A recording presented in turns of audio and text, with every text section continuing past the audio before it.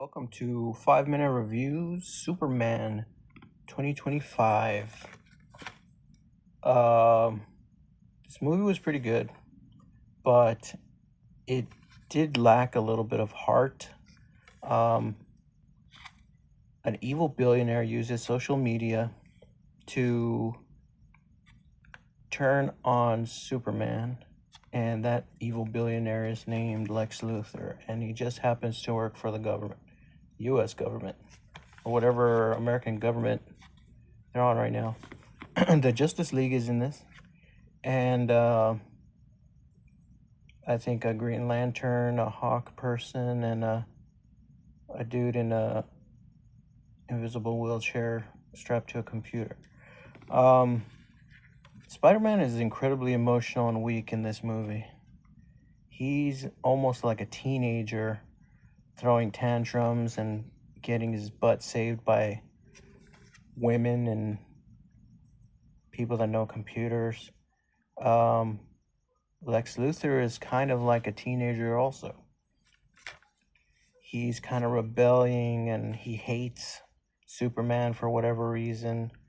Um, and then you throw in a little dog called Krypton, and he just kind of makes things a little bit more complicated.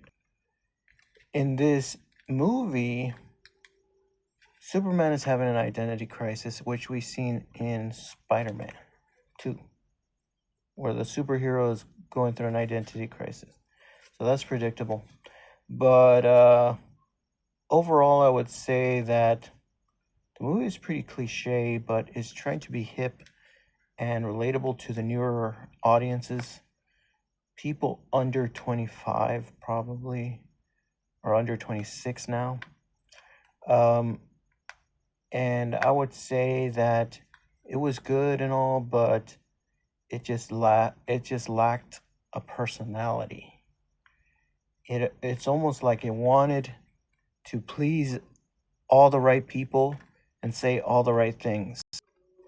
Tries to be fun, young, and hip, and modern and up to date with social media and young people with computers and stuff like that, building pocket universes and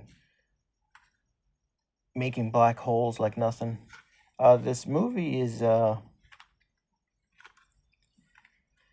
in my opinion, it wasn't that great, but it still deserves a C tier, and it kind of felt like a waste of a lot of great creativity and a lot of beautiful color. There's a lot of beautiful colors in this movie. It almost went full Guardians of the Galaxy, and it also went a little venomy. Um, just I seen just so many cliches of movies in this movie that I don't know. I overall didn't like how weak Superman was emotionally, and it almost felt like he was going from boy to man, or trying to discover who he is and search his inner feelings and all that stuff. It's it was watchable. It was entertaining. It had action. It had fight scenes. It had everything you could possibly think of. It was creative and colorful, and none of the jokes landed. There was not that many good jokes. They should definitely get comedic advisors that are professional comedians to look at these movies and see what they can do to make them more funny. But there was not one drop of humor in this movie. They tried a little bit, but failed miserably. Um, Overall, I would say because of its visual beauty in some parts, and its creativity and its freshness, I would say this is at least a C tier movie.